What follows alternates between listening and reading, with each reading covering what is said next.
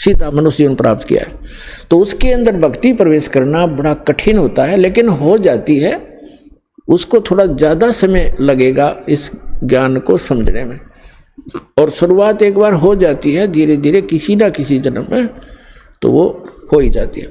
एक कागभूषण नाम के, अपने पुराणों में भी इसका प्रमाण आता है, कागभूषण नाम के एक महापुरुष हुए हैं, और एक गरुड़ जी जो श्री विष्णु जी के वाहन माने जाते हैं। इन दोनों की एक बार आपस में चर्चा हुई। कागभूषण कैसे हैं, उनका बाकी का शरीर मनुष्य सदृश है, लेकिन चोंच और ऊपर का हिस्सा जो मुंह है वो कौवे का है, उसको कागभूषण कहते हैं।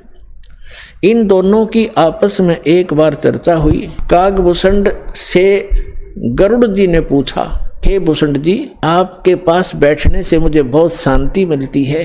आपने यानी ये भक्ति विधि और ये अमरत्व, क्योंकि कागभूषण जी की काफ़ी लंबी आयु हो गई है, काफ़ी प्रलय उसके सामने हो चुकी हैं, अभी भी वो विद्यमान है।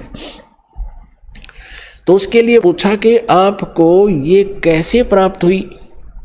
तब कागभूषण ने कहा कि एक लंबी कहानी है गरुड़ जी। मैं एक बार 20 वर्ष की उम्र थी मेरी, और एक भयंकर अकाल गिर गया। हम भाई बहन थे, मेरे से छोटे मेरे भाई बहन थे। उस अकाल के दौरान वो भूख सहन नहीं कर सके, उनकी मृत्यु होगी। मेरे माता पिता की भी मृत्यु होगी, वो भी भूख सहन नहीं कर सके। मैं युवा था, जिस कारण से मैं उस अकाल को झेल कर माता पिता और परिवार के नाश होने के बाद उस क्षेत्र को छोड़कर मैं अवंतिका नगरी में चला गया। वहाँ अकाल नहीं था।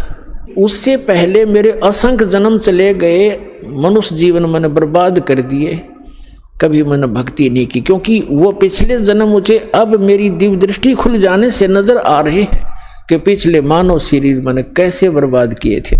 तो बता रहा कि पिछले जन्म मैंने बहुत नाश कर दिए, और एक जन्म जो मेरा हुआ, माता पिता मेरे भाई बहन मर गए भूख से तड़प कर। ऐसी खिली फुलवाड़ी थी हमारे घर की, सारे